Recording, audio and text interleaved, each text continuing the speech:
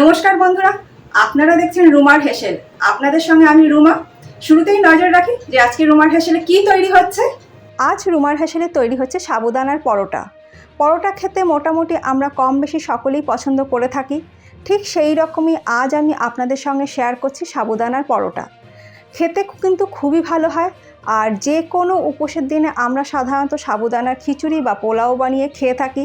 ঠিক সেই রকমই যে কোনো উপোসের দিনে এই সাবুদানার পরোটা কিন্তু খুব সহজেই আমরা বাড়িতে বানিয়ে নিতে পারি। সকালে জল খাবারের জন্য এই সাবুদানার পরোটা কিন্তু আমরা বানিয়ে নিতে পারি। তাহলে দেরি না করে লাইভ ফুটেজ চলে এসেছে, দেখে নেওয়া যাক কীভাবে বানিয়ে নেব এই সাবুদানার পরোটা।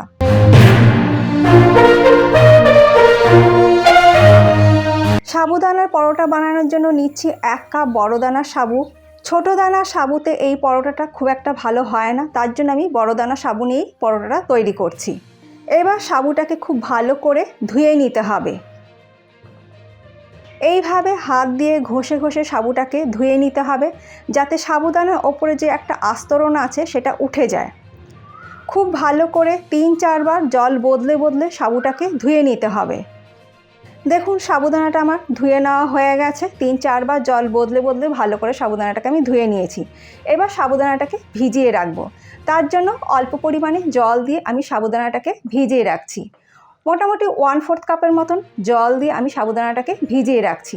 খুব বেশি জল দেওয়ার একদমই প্রয়োজন নেই। আমি এখানে 1/4 কাপ জল দিয়ে সাবুদানাটাকে ভিজিয়ে রেখে দেবো 2 ঘন্টার জন্য। এবার ঢাকা দিয়ে 2 ঘন্টা সাবুটাকে এইভাবেই আমি রেখে দেব। 2 ঘন্টা পর আমি ঢাকাটা খুললাম। দেখুন এতটুকুনও কিন্তু জল নেই, সমস্ত জলটা সাবুদানা সোক করে নিয়েছে আর খুব সুন্দর কিন্তু ভিজেও গেছে, খুব সুন্দর ঝরঝরে হয়ে গেছে। আর দেখুন সাবুদানাটা কিন্তু খুব সুন্দর ভিজেও গেছে।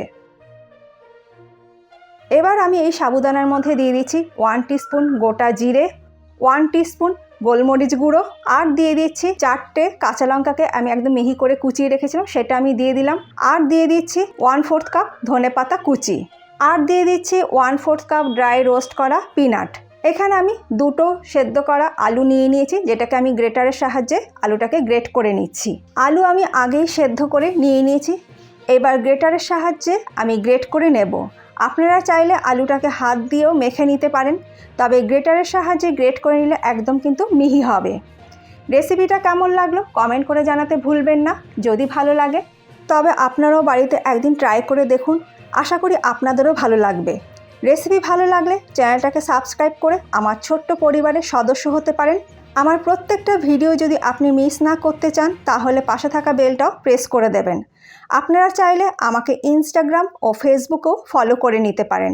দেখুন আমার 2টো আলু গ্রেটারের সাহায্যে আমি গ্রেট করে নিয়েছি। এবার আমি এর মধ্যে দিয়ে দিচ্ছি স্বাদ মতন সন্ধব লবণ, আর দিয়ে দিচ্ছি পাতিলেবুর রস 1 টেবিল স্পুন। এবার সব কিছু দিয়ে সাবুটাকে ভালো করে মেখে নেব। এখানে উপোসের দিনের জন্য করছি বলে আমি নুনের জায়গায় সন্ধব লবণ ব্যবহার করলাম। আপনারা যদি এমনি ব্রেকফাস্টে করেন তাহলে কিন্তু নর্মাল নুনই কিন্তু ব্যবহার করতে পারেন। সাবুটা আমার খুব ভালো করে মেখে নেওয়া হয়ে গেছে। এবার এর থেকে আমি ছোট ছোট লেচি কেটে নিয়ে নিচ্ছি। আমি মোটামুটি মিডিয়াম সাইজ করে লেচিগুলো কেটে নিচ্ছি। সমস্ত লেচি আমার কেটে নেওয়া হয়ে গেছে। একটা প্লাস্টিক আমি ব্যবহার করছি, এর ওপরে সামান্য একটু তেল মাখিয়ে নিচ্ছি। একটা ব্রাশের সাহায্যে প্লাস্টিকের একটা সাইডে তেল মাখিয়ে নিচ্ছি। প্লাস্টিকটার ওপর ভালো করে আমার তেল মাখানো হয়ে গেছে। এবার একটা লেচি নিয়ে ভালো করে গোল করে নেব। এবার লেচিটাকে প্লাস্টিকের ওপরে রেখে আগে একটু হাত দিয়ে আমি একটু প্রেস করে নিচ্ছি। এবার ওপর দিয়ে প্লাস্টিকটাকে ফোল্ড করে দিয়ে এইভাবে হাত দিয়ে চেপে চেপে পরোটাটাকে বেলে নিতে হবে। আর যখন সাইড দিয়ে একটু ফেটে ফেটে আসবে সেটাকে হাত দিয়ে আবার ঠিক একটু চেপে চেপে দিতে হবে। এছাড়া অন্য উপায়ে পরোটা বেলা যাবে না, কারণ আলু আর সাবু দুটোর মধ্যে কিন্তু স্টার্চ আছে। সেই জন্য এইভাবেই হাত দিয়ে চেপে চেপে পরোটাটাকে বেলে নিতে হবে। দেখুন আমার পরোটা বেলা হয়ে গেছে। গ্যাসের ওপর একটি তাওয়া বসিয়ে দিয়েছি। তাওয়াটাকে গরম করে নিয়ে তার ওপরে সামান্য একটু তেল ব্রাশ করে নিলাম। এবার পরোটাটাকে তুলে নিলাম, তুলে নিয়ে গরম তাওয়ার ওপরে আমি দিয়ে দিলাম। মিডিয়াম টু হাই ফ্লেমে এই পরোটাটাকে মিনিট 3 সময় ধরে সেঁকে নিতে হবে। এক পিঠ হয়ে গেলে উল্টে দিতে হবে, অপর পিঠটা সেঁকে নিতে হবে। খুব বেশি কিন্তু তেলের প্রয়োজন হয় না, অল্প তেলেই কিন্তু এই পরোটাটাকে উল্টে পাল্টে সেঁকে নিতে হবে। আর এই পরোটাটা সেঁকার সময় কিন্তু সময়ও কিন্তু খুব একটা বেশি লাগে না। তবে হাই ফ্লেমে পরোটাগুলো সেঁকবেন না, তাহলে একটু কাঁচা থেকে যেতে পারে। উল্টে পাল্টে গ্যাসের ফ্লেমটা মিডিয়াম টু হাইতে রেখে পরোটাটাকে সেঁকে নিতে হবে। দেখুন এই পরোটাটা আমার সেঁকে নেওয়া হয়ে গেছে, আমি একটা প্লেটের মধ্যে নিয়ে নিলাম।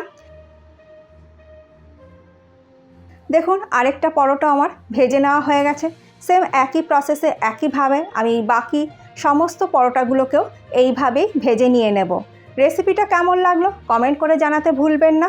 যদি ভালো লাগে তাহলে আপনারাও একদিন এইরকমভাবে বাড়িতে ট্রাই করে দেখুন, আশা করি আপনাদেরও ভালো লাগবে। রেসিপি ভালো লাগলে চ্যানেলটাকে সাবস্ক্রাইব করে আমার ছোট্ট পরিবারের সদস্য হতে পারেন। আমার প্রত্যেকটা ভিডিও যদি আপনি মিস না করতে চান তাহলে পাশে থাকা বেলটাও প্রেস করে দেবেন। আপনারা চাইলে আমাকে ইনস্টাগ্রাম ও ফেসবুকেও কিন্তু ফলো করে নিতে পারেন। আজ তাহলে এই পর্যন্ত, আবার দেখা হবে নতুন কোনো কুকিং নিউজের সঙ্গে। ভালো থাকবেন, সুস্থ থাকবেন, ধন্যবাদ।